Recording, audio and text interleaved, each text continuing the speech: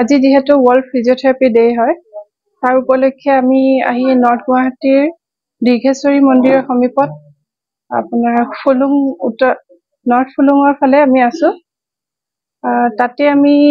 সকলো ধৰণৰ ব্যৱস্থা ৰাখিছো ফিজিওথেৰাপি সেৱাৰ লগতে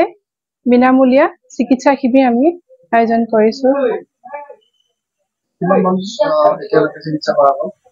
এতিয়ালৈকে আপোনাৰ 10-12 জন মান অহা গৈছে আৰু আমি আশা কৰিছো আমি এতিয়া স্টাৰ্ট কৰিছো যেতিয়া কেম্পটো সোনকালে বহুতখিনি মানুহ ইয়াতে আহিব মই এইটো আপোনাৰ আইপি ওমেন সেল বুলি কোৱা হয় Indian association of physiotherapy women council আৰু তাৰ মই আসাম ব্ৰাঞ্চৰ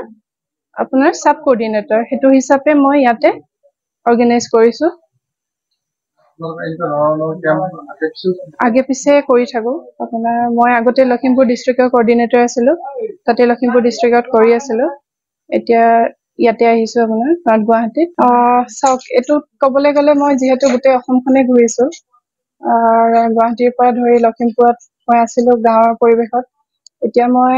এবছৰ ধৰি আপোনাৰ নৰ্থ গুৱাহাটীত কাম কৰি আছো north Guwahati medical multi speciality হস্পিটেলত আৰু তাতে প্ৰায় এখিনি ৰুৰেল এৰিয়া পৰে ৰুৰেল এৰিয়াত পৰে কামৰূপ ডিস্ট্ৰিক্টত পৰে সো ইয়াতে মানে হয় যিখিনি পেশেন্টটো এফৰ্ড কৰিব পাৰে বাট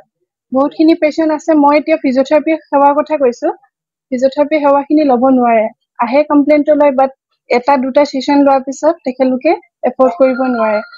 সো আমি নতুনকে এটা পৰিকল্পনা লৈছো যে এটা এনজিও স্টাৰ্ট কৰিম আমি সোনকালে আৰু বহুতখিনি সৰু বাচ্চাৰ পৰা স্টাৰ্ট কৰি আপোনাৰ সৰু শিশুৰ পৰা স্টাৰ্ট কৰি আপোনাৰ একদম বৃদ্ধ বয়সলৈকে বিনামূলীয়াকে আমি ট্ৰিটমেন্ট আগবঢ়াম বুলি ভাবিছো খবৰ মানে এনি লাইভ 24/7 আৰু এনি লাইভ ডিজিটেল যিকোনো খবৰৰ বাবে যোগাযোগ কৰক 9387734920 আমাৰ এই নম্বৰত